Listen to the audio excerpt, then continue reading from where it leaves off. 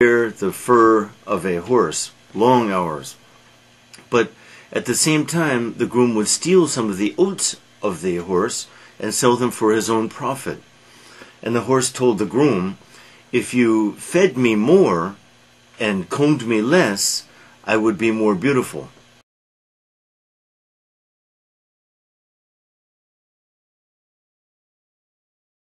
A man may smile yet be a villain. This is a line from Hamlet.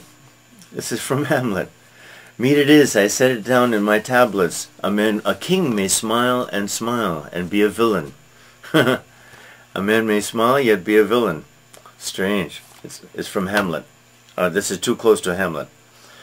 Of course, a man may smile and seem so friendly and kind and generous and have best intentions, but we don't know what's happening behind that smile.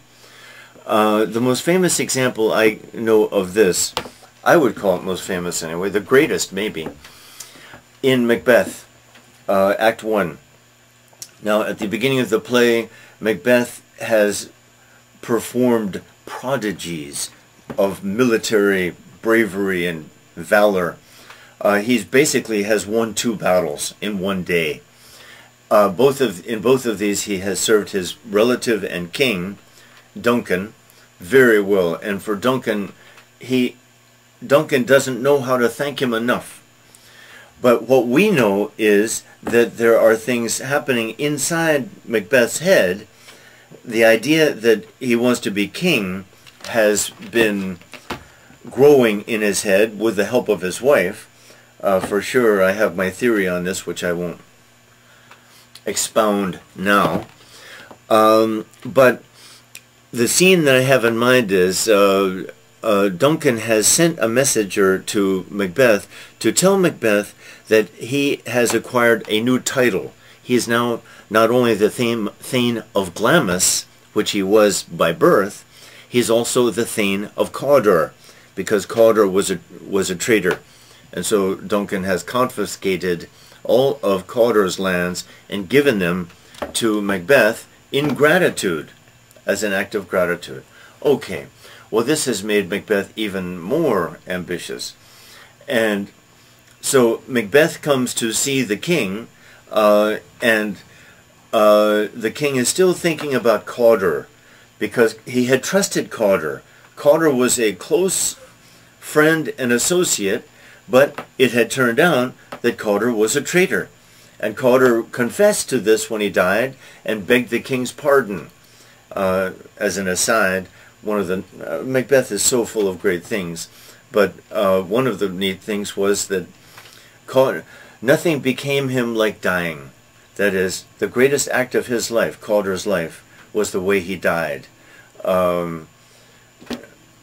Contrite, very sorry, not sorry to die at all, fully accepting his own death as the just punishment for what he'd done. Okay, so here's Duncan thinking, boy, you just cannot tell a person by his face. I trusted Cawdor completely. Just at that second, enter Macbeth. And the king says, "Ah, worthy Macbeth." Well, the irony of this scene is delicious. Here we say, but hasn't the king learned anything? Hasn't he learned that he can't trust a face? But this is not quite fair, of course. If anyone can trust anyone, Duncan can trust Macbeth. He's his relative. He has saved his kingdom, really, twice in one day. And yet the irony is still so powerful, because what Duncan literally says is, there is no art to judge the character behind the face.